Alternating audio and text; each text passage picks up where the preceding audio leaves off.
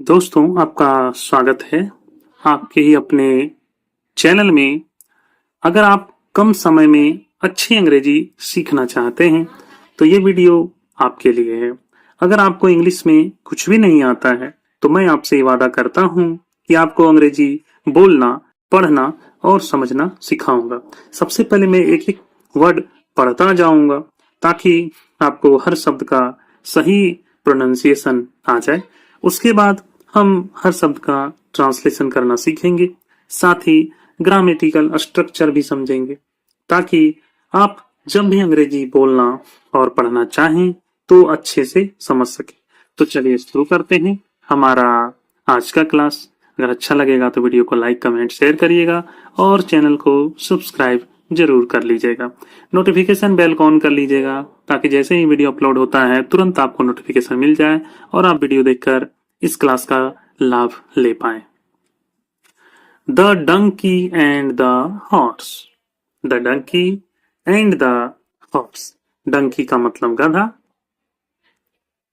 और हॉर्स का मतलब घोड़ा। ठीक है, गधा और घोड़ा, गधा और घोड़ा। वंस, वंस एक बार, वंस एक बार। There lived a washerman. एक धोबी था। There lived a washerman. एक धोबी था। लिव्ड रहता था। एक वासरमैन धोबी। एक बार एक धोबी रहता था। नेम्ड भीमा। भीमा नाम का, नाम का भीमा। ठीक है, एक बार भीमा नाम का एक धोबी रहता था। He had a donkey and a horse. उसके पास एक गधा और एक घोड़ा था। अ डंकी एक गधा एंड और अ हॉर्स एक घोड़ा। उसके पास एक गधा और एक घोड़ा था। The donkey carried clothes to the pond and back to his house. गधा तालाब पर तक कपड़े ढोता था। गधा, डंकी मतलब गधा, कैरी ढोता था। क्लॉथ्स कपड़े, गधा कपड़े ढोता था। टू द पॉन्ड तालाब तक and back to his house और वापस उसके घर ले आता था। The horse carried Bhima to the market and back occasionally. और घोड़ा, घोड़ा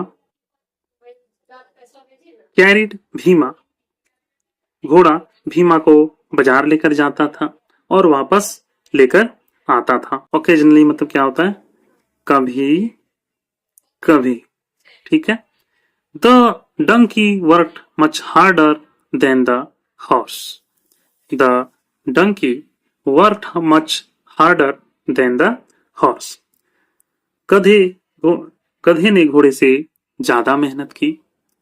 गधे ने घोड़े से ज्यादा मेहनत की, मतलब ज्यादा मेहनत करता था गधा। On a bright sunny day. एक चमकदार धूप वाला दिन। On a bright sunny day. एक चमकदार धूप वाला दिन। Bhima was going to the pond with donkey. Bhima donkey के साथ यानी गधे के साथ तालाब पर जा रहा था। He took the horse along to give it a drink of water. He took the horse along to give it a drink of water. वह घोड़े को पानी पिलाने के लिए साथ ले गया। He took the horse along to give it a drink of water. The donkey was carrying a heavy load of clothes. गधे ने कपड़ों का भारी बोझ उठाया हुआ था। गधे ने कपड़ों का भारी बोझ उठाया हुआ था। ठीक है। The donkey was carrying a heavy load of clothes. The horse was carrying nothing. घोड़े के पास कुछ भी नहीं था। The load was unusually heavy and the donkey's back was hurting. बोझ असामान्य रूप से भारी था। The load was unusually heavy. बोझा असामान्य रूप से भारी था। अनयूजली मतलब क्या होता है? असामान्य रूप से। हैवी मतलब भारी, भारी था। And the donkeys back was hurting, और गधे की पीठ में दर्द हो रहा था। When the pain became unbearable, the donkey said to the horse, जा, यह बोझ मेरे लिए। When the pain became unbearable, जब दर्द असहनीय हो गया। Unbearable का मतलब क्या होता है? असहनीय। The donkey said to the horse, तो गधे ने घोड़े से कहा, This load is too much for me, brother. यह बोझ मेरे लिए बहुत ज्यादा है भाई। Please take some of this load on your back. कृपया इस बोझ में से कुछ अपनी पीठ पर उठा लो। The horse replied somewhat rudely. घोड़े ने कुछ हद तक रूखेपन से जवाब दिया, अरे, वाई शुड आई? मैं क्यों ढोऊं? I am here only to carry our master to the market. मैं यहां सिर्फ अपने मालिक को बाजार ले जाने के लिए हूं। The proud horse continued on his way. घमंडी घोड़ा अपने रास्ते पर चलता रहा। प्राउड का मतलब क्या होता है? घमंडी। The proud horse continued on his way.